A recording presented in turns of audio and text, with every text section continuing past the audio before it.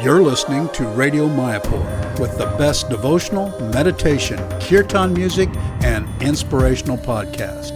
This is Radio Mayapur. Hare Krishna, this is Gangadas, your host for Radio Mayapur. Another beautiful day in Manor. I mean, beautiful, not so much. The little sun came out, then cloud, a little rain. This is a natural state of affair here in UK. You never see full day of sun, but it's nice weather. And the Manor is a very beautiful place. I think everybody should visit it. There's so many things happening here. And so today we're very fortunate. We're doing a podcast with Rama Rupa Prabhu. Welcome, Rama Rupa Prabhu, to Radio Mayapur. It's a great pleasure to have you with us. In fact, it's the opposite. I am your guest here. You are in charge of human resources here. So I know Rama Rupa from when he was very small. He is born in Kenya, Africa, in 1992, and joined the Gurukul in 2011, Mayapur Gurukul, and he graduate from 2016. He also served in Mayapur in the land department, did the worship ministry. Then he was traveling with Jan and Yoas for some time around the world, and he came to UK, and he really liked it, and the authority here like him very much. They requested him to stay here and do some service.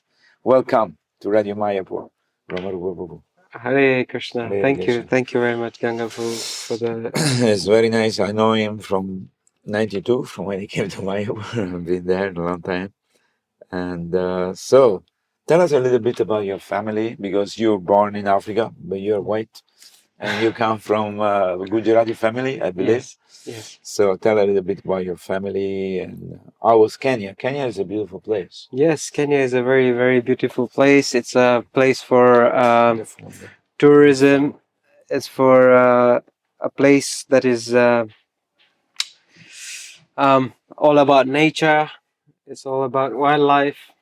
Okay. And we have lion and elephants. Yes, elephants, lions, giraffes. Were you scared in the night? No. When you're living there, I don't know. In olden days, when Kenya wasn't developed, it used to be open. So sometimes people in that area where there is now the Nairobi National Park, they used to get visits from the lions and wild animals. But then when it started developing, they made this national park in the city, very big, huge. So it became less dangerous.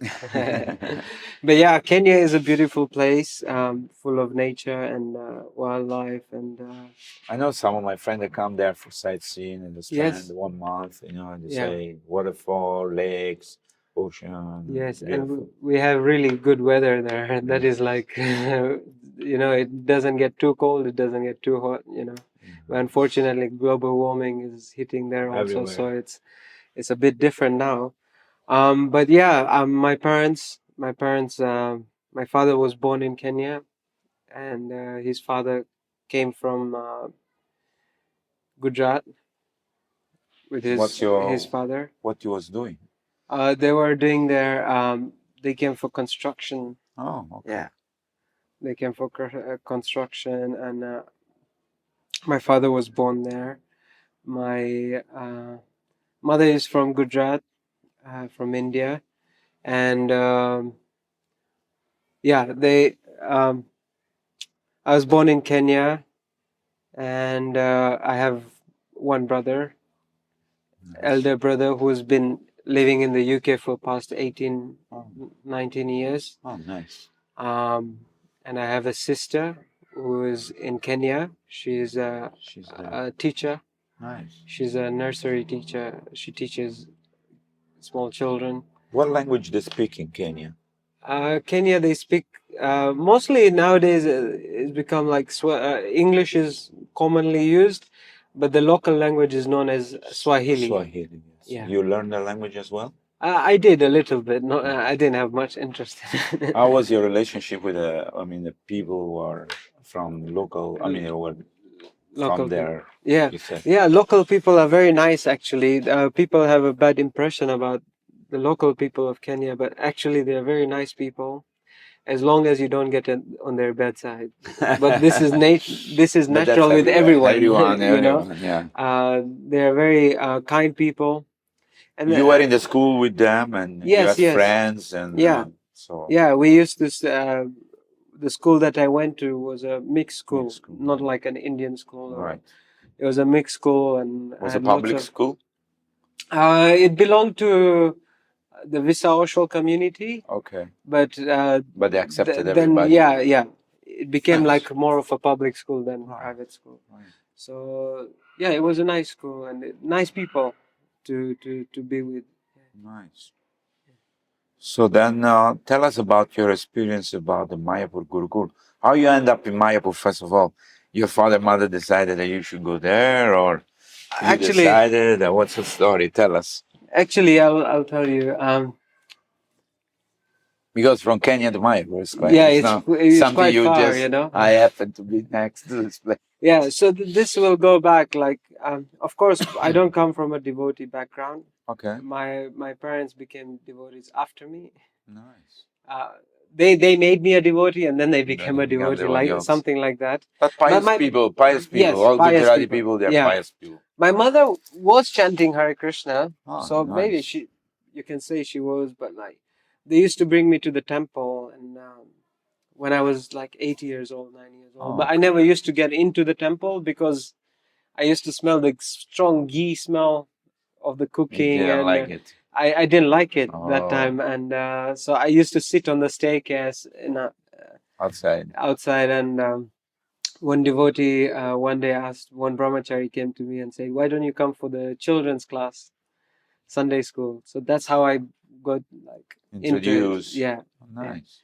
and when I got introduced, and then I used to come for the Sunday classes, and then I got deep into it. I got more interested How into was the it. classes? What they tell a story or? Yeah, they used to like tell stories of Prahlad, Dhruva, that were like the main, and then also like Prabhupada's childhood stories, Krishna's childhood stories, Nice. something about Lord Ram, different subject matters. And we used to have competitions of learning shlokas, and we used to do dramas on Janmashtami, and that's what like got me going. So that's how I got introduced, and after that I started spending most of my time at the temple. So whenever I had holidays You go from there. school, I used to stay in the ashram, Nice. from a young age, and somehow my parents were okay with it. And in 2000 in 2008, I got my first initiation by His Holiness Gopal Krishna Maharaj, and in 2008, There in Kenya in itself? Kenya, yeah. Okay. So he was one of he was He's the the GBC. GBC He was the for GBC Africa. of Africa, and he used to come there, and naturally, like he was the most prominent Person. guru coming Guru there. coming there, yeah. No one Not else. many people Not came. many used to come that time. So of course, he was natural to be attracted to him, Naturally. and so we. When I got initiated, Marge first of all told me, "You've just finished high school, so the best thing for you now is to go to Vrindavan and do your Bhakti Shastri, Wow. and I'll take care of you." Wow. So I said, "Marge, I can't do this on my own. You know, it's, I don't know if my parents will agree or." And then Marge said, "Call them. I will speak to them." So Wow. Marge Personally spoke to them, and yeah, they couldn't just say no. yeah. And so that's how I got into there.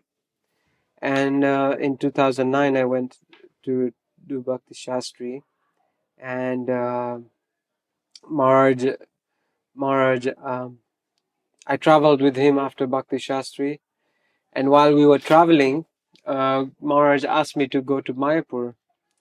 He said he was going for some bureau meetings in Puri, And he's like, what will you do there? I'll be busy whole day in meetings. What Right. will you do there?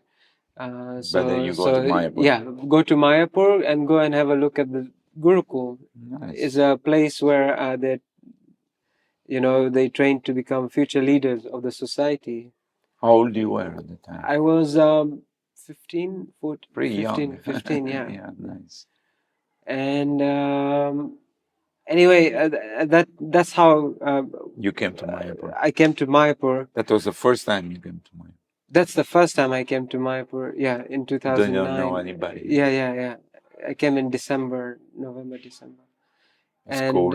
Yeah, and I came. There was one devotee who was doing Bhaktivedanta. He was doing Bhaktivedanta from Kenya, so I stayed with him. Everything was fine, accommodation wise.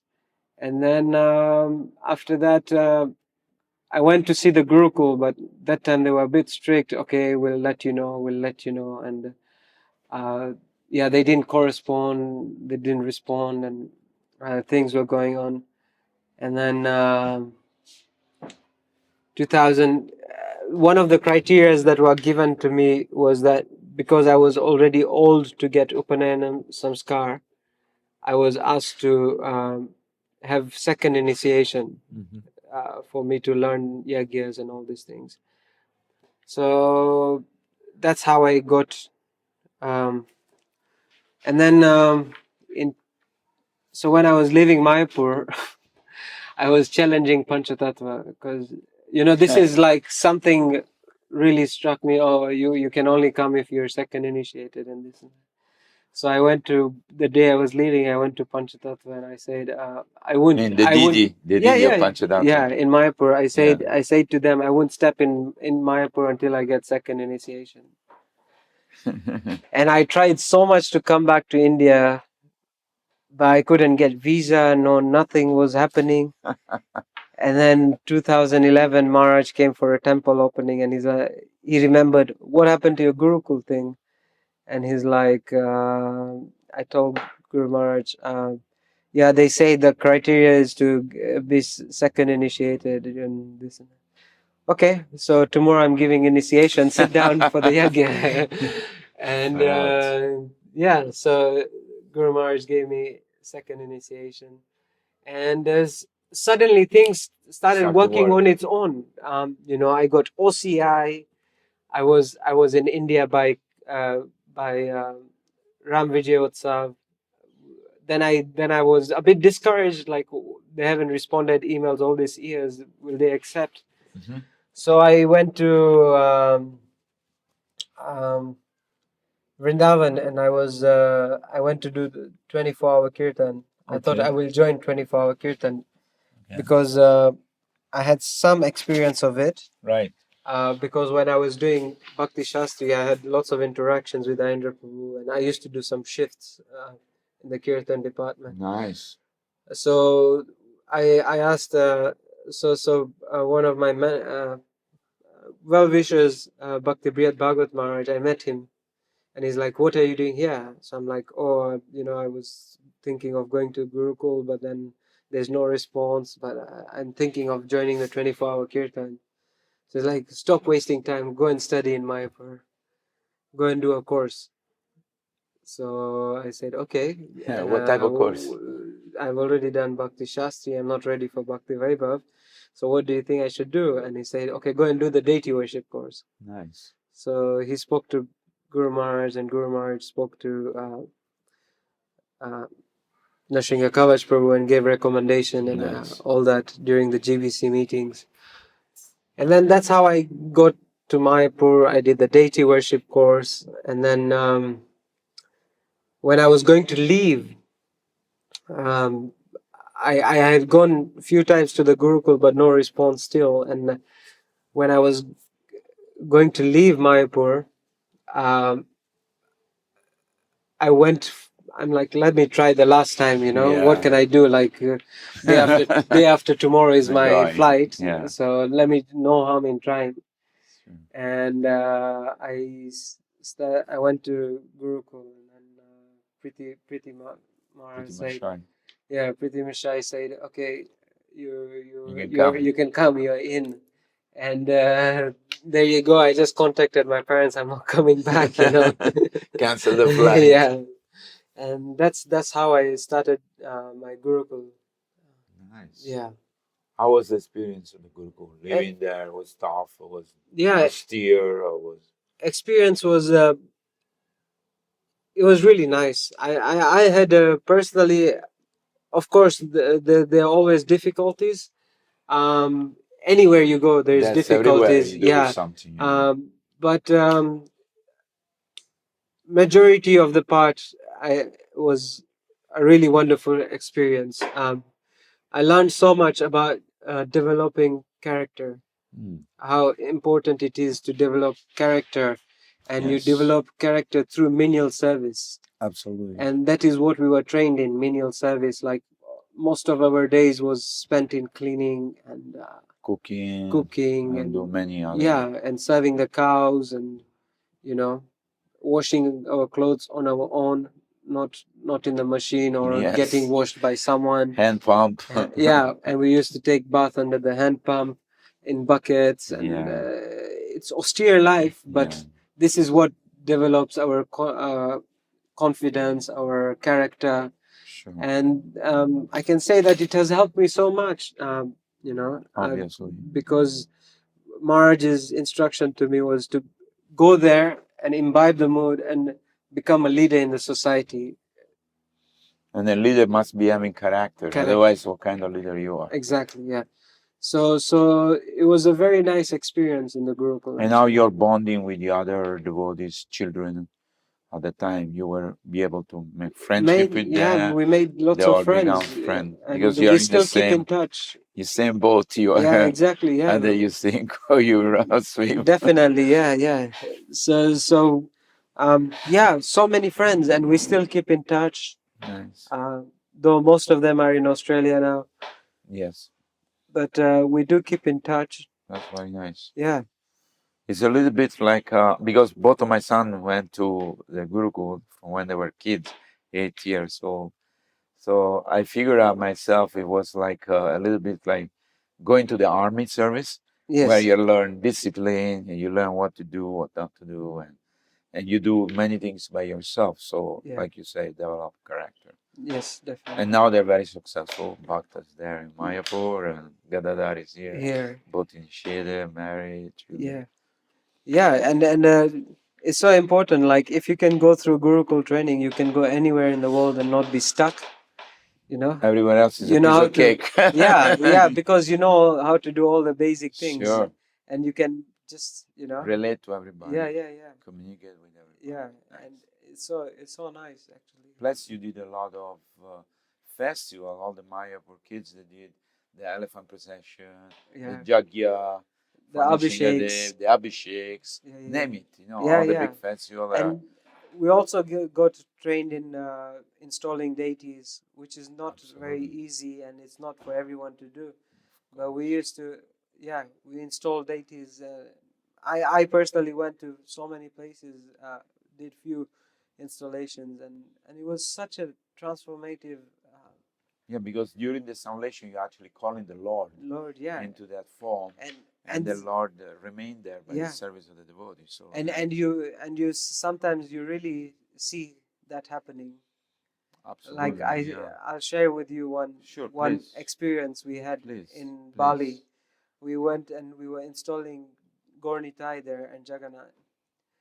So myself and Priti Maharaj, that time he was Priti Mishai.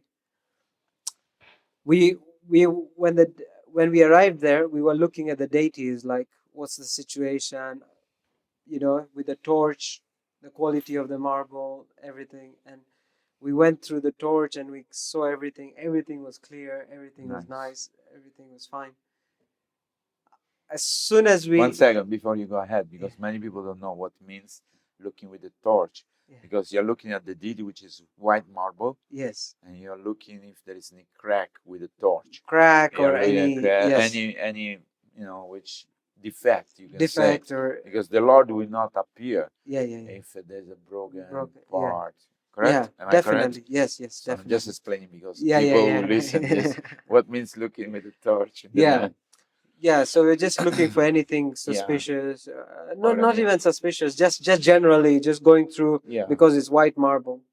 So as soon as we install the deities, Lord Nityananda, a Brahman thread appeared around his body. Amazing. A natural one, you know. Like Radha Madhava, Krishna Yes, Krishna has a natural white Brahman thread. Yeah.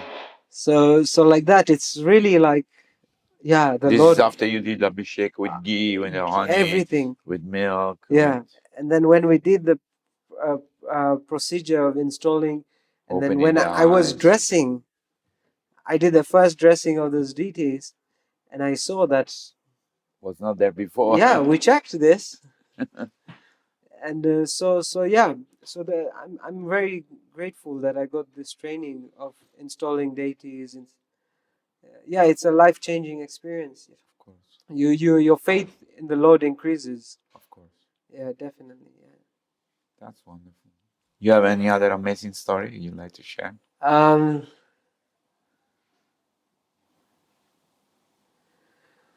mean, there are many regarding Gurukul. Yeah, sure. Yeah. Yeah, I mean, there are so many. We got it was a privilege to cook for Prabhupada's disappearance day. We used to... How many preparations? Oh, it was like 15, 16 preparations, Nice. For not only for a small amount of people, but huge amount. We cooked the feast in the Gada building. Wow. For the disappearance day. And so that was for at least 500 more 1,000 people. 1,000 people, 16 preparations. Wow. And I remember, like, at that time we had a desire that we are only going to cook in pure ghee, nothing less than pure ghee. And even the puris we had fried in the ghee, and I had the privilege for doing fundraising for that. Nice.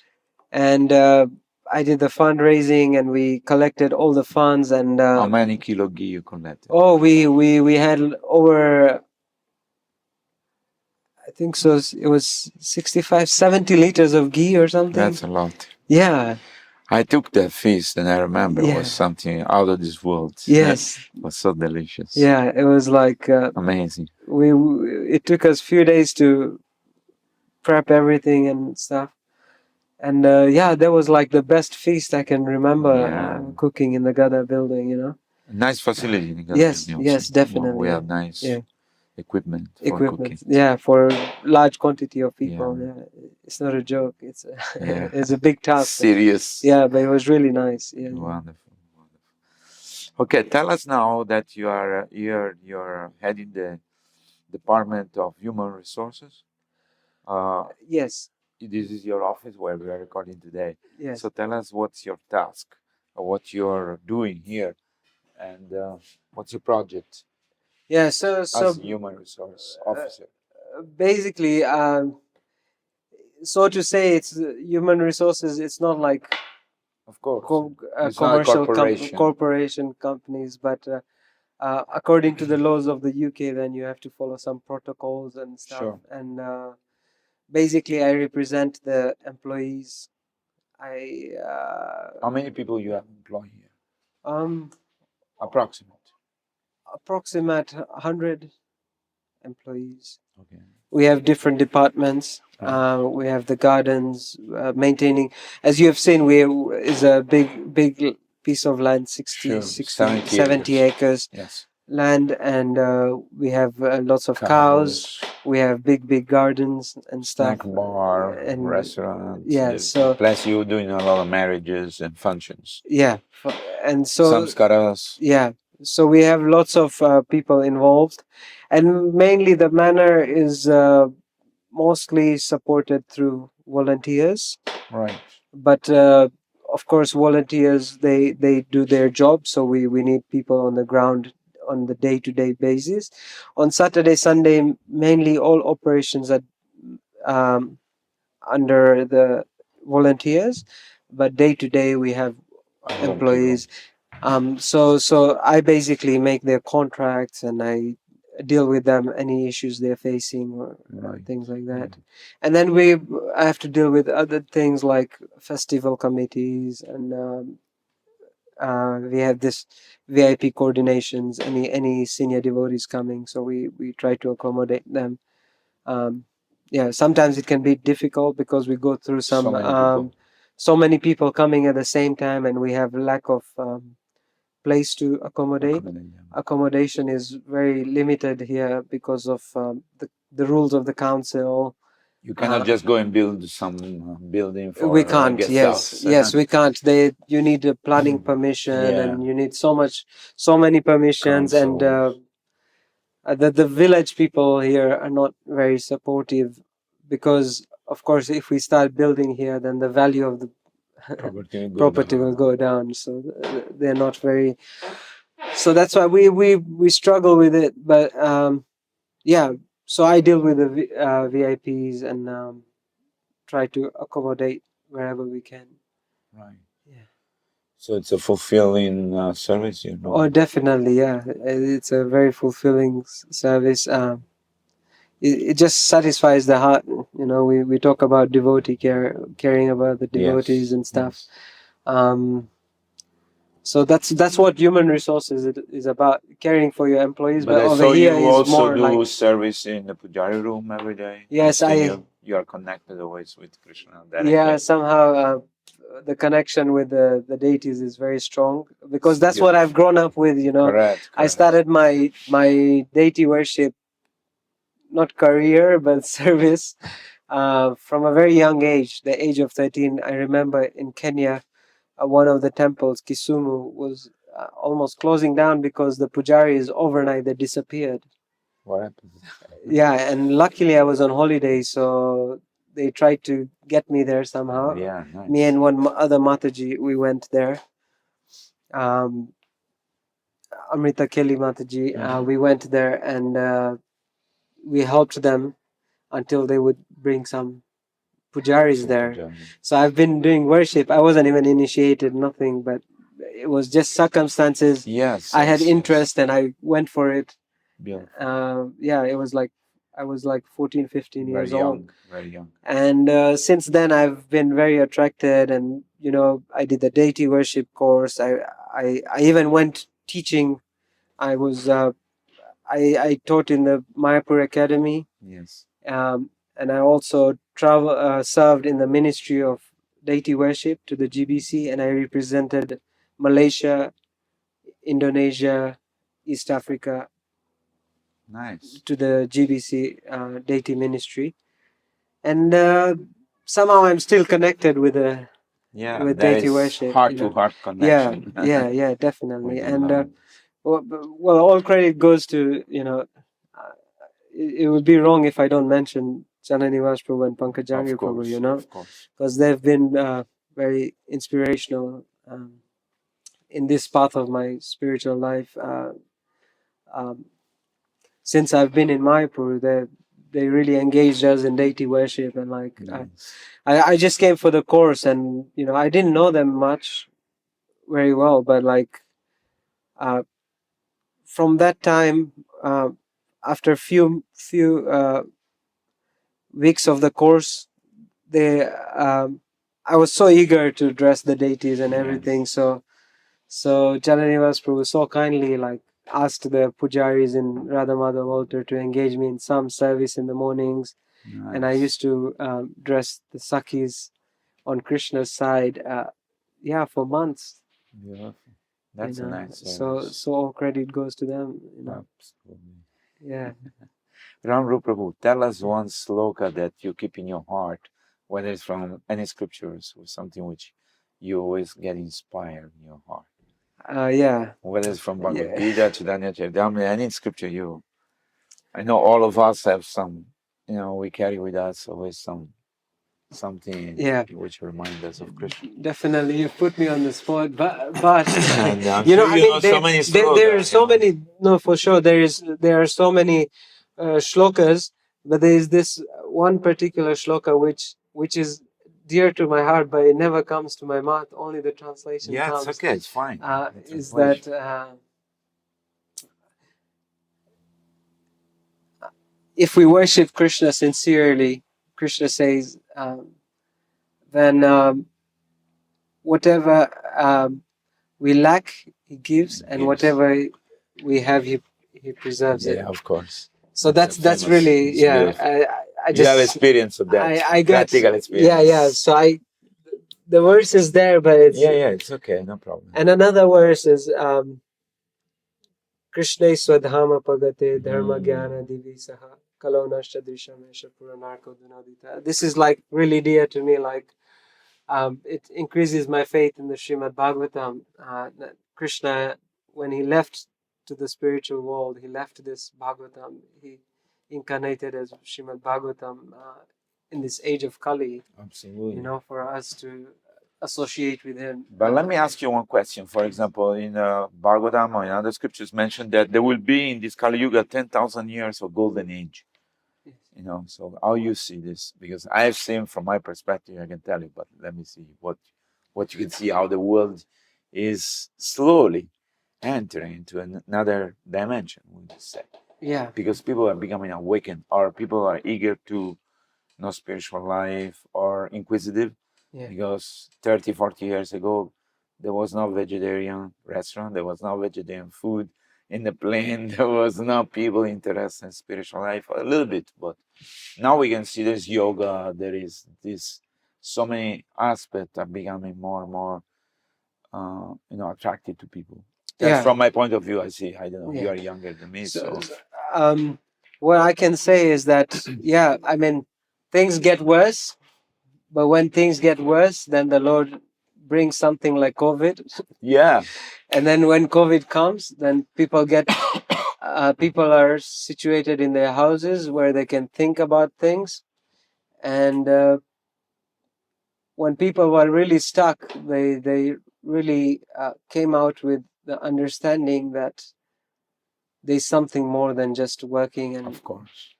And this is what the material nature does. We may blame China or we may blame USA to release this infection or anything, but at the end of the day, we can understand that nothing, not even a blade of grass, moves without the sanction of the Lord. Yes. So that this is maybe a way of the Lord to let people, if they'll be frustrated at home, they'll think about their life actually. Absolutely true. And after COVID, we have seen a rapid growth in the Krishna consciousness movement. Yes. To some degree. Yes. In Mayapur, before COVID, I remember there used to be like a quiet period in Mayapur. Yes. But now throughout the year is like full. We have between 10,000 and 100,000 people every day. Yeah. Now Vrindavan, Kartik used to be peak. Now every day. Every day is like Kartik. Yes. Similarly here at the Manor. Yeah. We have people coming every day. Every day. Lots of people coming. Like we have lots of visitors coming, even if it's a working day or not. Yeah. So that means people are re-evaluating their life and say, okay, let me go take Krishna's blessing. Yeah. Anything can happen. Yeah, definitely. And this is what COVID has brought. Yeah. Blessing in disguise. Blessing in disguise, yes, definitely. Yeah. Rama Rupa, I'm very happy to have a podcast with you. Would you like to give a message to the people who are listening to us, to Radio Mayapur? What is your message to the people who are listening to us today? Well, my message is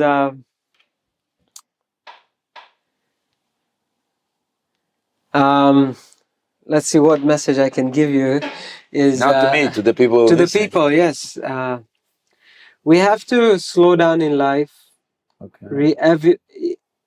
Re-evaluate. Yes.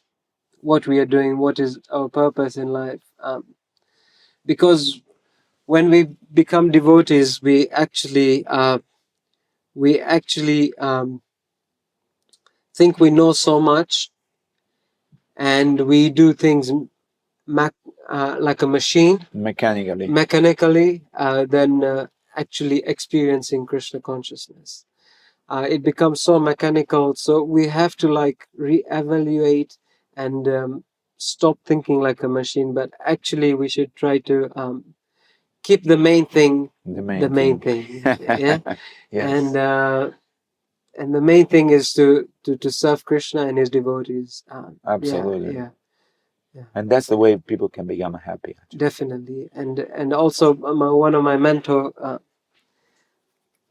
says that praying for others is so important. Absolutely. Praying for others is so important. He says that if you pray for yourself, Krishna listens. But if you pray for others, then Krishna acts. Nice. And you should ask others to pray for you, because if they pray for you, Krishna will act for you. Nice. So it's very important. We pray for others, and we also request people to pray for us. So please do pray for me.